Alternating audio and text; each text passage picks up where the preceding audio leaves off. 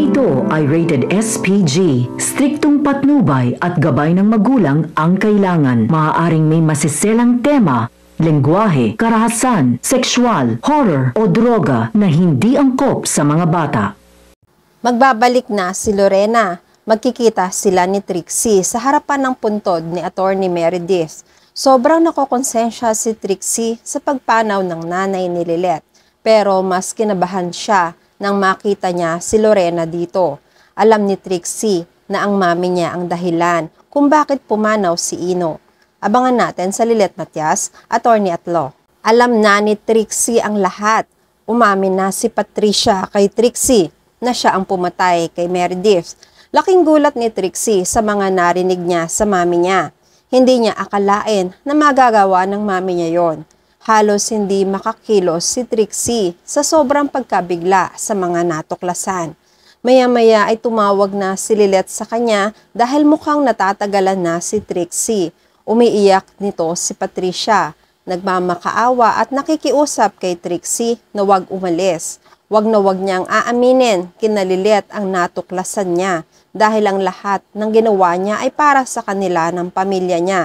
Dahil sa sobrang pagmamahal ni Patricia, kaya niya yun nagawa. Nagtataka naman si Trixie tungkol sa pagpanaw ni Ino. Ngayong nalaman ni Trixie na si Patricia pala ang suspect sa pagpanaw ni Attorney Meredith, malamang may kinalaman rin ang mami niya sa pagpapatahimik kay Ino at hindi nito ginawa ang pagpapablank sa sarili. Hindi direktang sumagot ng oo si Patricia, pero nagpatutsada siyang lahat ay ginawa niya para sa pamilya niya. Halos bumaliktad ang sikmura ni Trixie dahil sa pangingilabot sa lahat ng kasamaan ng mami niya. Nanginginig siya sa mga sikretong binulgar ng sarili niyang ina. Nakikiusap si Patricia kay Trixie na ilihim na lang nila ang lahat ng inamin niya dahil hindi na alam ni Patricia ang gagawin pa. Tanging si Trixie na lang ang magiging kakampi niya. Nakatulala lang si Trixie, umiiyak. Sa kabilang banda, nag-aalala na si Lilet na baka kung ano na ang nangyari kay Trixie. Nag-send kasi si Trixie ng message na paalis na siya. Pero ayon sa kalkulasyon ng oras ni Lilet ay masyado na siyang matagal. Sa sobrang pag-aalala ni Lilet ay nagpasya sila Kurt na puntahan si Trixie sa bahay nito. Maninigurado sila kung talaga bang nasa bahay lang siya o wala. Inabutan ni Lilet at Kurt si Ramir. Hinanap ng dalawa si Trixie. Sinalubong sila ni Ramir. Sinabi niya na magkasama sina Trixie at Patricia sa kwarto dahil masama ang pakiramdam ni Trixie. Maya-maya ay lumabas na rin si Patricia. Sinabi niya na masama ang pakiramdam ni Trixie. Nagtataka si Lilet dahil sa pagkakasabi ni Trixie sa message niya kay Lilet ay paalis na siya. Sinigurado niya kina Patricia kung totoo bang nasa bahay lang si Trixie. Sumagot si Patricia. Humingi siya ng pasensya kina Lilet kung hindi natuloy ang pagkikita nila ng magkapatid. Dahil masakit pa rin ang ulo nito, hindi na hinayaan pa ni Patricia na umalis pa si Trixie. Pupuntahan sana ni Lilet para i-check ang kalagayan ng kapatid, pero pinigilan na siya ni Patricia. Hayaan na lang muna na magpahinga si Trixie dahil talagang masama ang pakiramdam nito. Pumayag na rin si Lilet. Kampante na siya dahil nasa bahay lang pala at ligtas sa anumang kapahamakan sa labas si Trixie. Nagpaalam na rin sila ni Kurt. Sa bahay ni Tinang, nag-iisa si Lilet. Hindi mawaglit sa isipan niya ang natuklasan nila ni Kurt na magkasama sina Paco, Vivian at Mellard. Naging palaisipan kay Lilet na magkakasama ang tatlo. Ibig sabihin, magkakakilala sila, lalo na si Vivian na kaibigan ni Patricia. Nagtataka siya kung ano ang koneksyon ni Vivian sa dalawa. Si Paco na naging saksi para idiin siya noon, si Mellard na holdupper nila.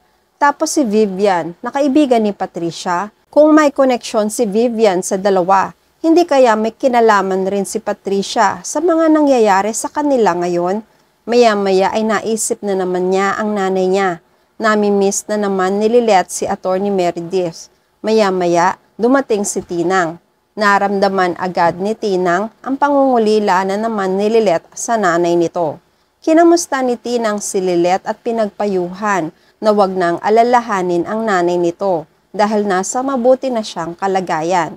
Pero nabanggit ni Lilet kay Tinang ang mga saloobin niya tungkol sa koneksyon ni Paco, Vivian at Mellard. Mukhang iisa ang layunin nila at mukhang hindi sila gagawa ng matino. Hindi maialis sa isip ni Lilet na kung hindi napatunayan si Ino ang naging suspect sa pagpanaw ng nanay niya ay mapaghihianalaan niya na may kinalaman ang tatlo at ang mga koneksyon nila, kagaya nila, Atty. Alon at Patricia. Pinakalma ni Tinang si Lilet. Sa opinyon naman ni Tinang, kung si Ino nga ang dahilan ng pagpanaw ni Atty. Meredith, sana nakuha na niya ang kapayapaan. Pero kung hindi siya, mas masakit tanggapin na hanggang ngayon wala pa rin kasiguraduhan ang pagpanaw ng nanay niya. Napaisip si Lilet. Sa kabilang banda, nagbabalik na si Lorena. Hanggang sa ngayon ay masakit pa rin para sa kanya ang pagpanaw ng anak. Hindi mawaglit sa isipan niya ang anak. Ilang buwan na rin ang lumipas, simula nang magpa-imbestiga sila tungkol sa pagkawala ng anak. Pero lahat sila ay walang maibigay na malinaw na ebidensya na makapagsasabing sinadya ang ginawa kay Ino. Hanggang ngayon ay hindi pa rin makapaniwala at hindi matanggap ni Lorena na gagawin ni Ino yon sa sarili niya dahil kilala niya ang anak niya. Sa bawat pangungulila ni Lorena kay Ino ay nanghihina siya. Gusto niyang dalawin ang anak sa puntod nito. Nagpasya siyang umalis. Napansin agad siya ni CRD. Inawat ni CRD si Lorena sa pag-alis nito dahil wala namang mangyayari sa kanila kahit ilang beses pang bumisita si Lorena doon. Wala pa ring nagbabago. Ganon at ganon pa rin, kaya wag nang aksayahin pa ni Lorena ang oras niya para doon. Ituon na lang ni Lorena sa iba pang bagay na kapaki-pakinabang ang oras niya kesa palagi siyang magmukmok sa harap ng puntod ni Ino. Pigil ang pagkontra ni Lorena. Naiinis man siya pero kontrolado niya ang boses niya. Sinabi niya sa asawa na may isa pa siyang dadalawin, na wala rin siya. Sinabi pa ni Lorena na katulad ni Ino, hindi pa rin niya makamit ang katarungan. Walang iba kundi ang kaibigan niya noon na si Atty. Meredith. Hindi mapagkakaila na kahit malalim ang naging samaan nila ng loob ni Atty. Mer ay mahalaga pa rin kay Lorena ang dating kaibigan. May puwang pa rin sa kaibuturan ng puso niya ang pagmamahal niya kay Atty. Mer. Naniniwala si Lorena na hindi pa rin nakakamit ng kaibigan ang katarungan dahil naniniwala si Lorena na hindi naman si Ino at hindi magagawa ng anak niya ang patahimikin si Atty. Meredith. Naaawa si Lorena para sa kaibigan. Alam niya sa kabilang buhay ay hindi pa rin matahimik ang kaluluwa nito.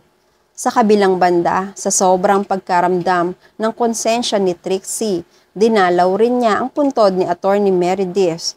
Umiiyak siya sa harapan ng puntod. Humihingi siya ng tawad sa mga nagawa ng mami niya sa nanay ng ate Lilet niya. Balang araw, magkakaroon rin siya ng pagkakataon na sabihin ang totoo. Balang araw, magkakaroon rin siya ng lakas ng loob at tapang para aminin ang lahat ng nalalaman niya. Pero sa ngayon, hindi pa niya alam kung paano ito dadalhin dahil mahal rin niya ang mami niya at ayaw niyang masira ang pamilya nila. Maya-maya ay dumating na rin si Lorena. Nabigla sila sa isa't isa na magkita sila sa puntod ni Atty. Meredith. Nagtataka si Lorena, ano ang dahilan ni Trixie para dalawin niya si Atty. Mer. Nabigla rin naman si Trixie nang makita si Lorena.